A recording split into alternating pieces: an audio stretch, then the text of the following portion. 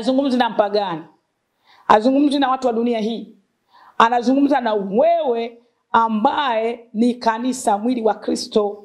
Ndicho anachozungumzia, uyatunze hayo mavazi ulionao. Heri ukikesha kuyatunza. Heri wewe unaikesha kuyatunza. Heri wewe mama, heri wewe binti, heri wewe mwanamke ambaye ni mwili wa Kristo, unaikesha ukitunza. Kwenye Zaburi 127:1 pale anasema Bwana asipolinda mja lindaye kesha bure. Anachozungumzia ni kukesha, ni katika hali ile ya kuwa macho, kuwa na umakini, hofu ya kuogopa kujitia unajisi katika yale yote ambayo unajua kabisa kwamba haya hayafai, lakini zaidi katika hali ya uchaji.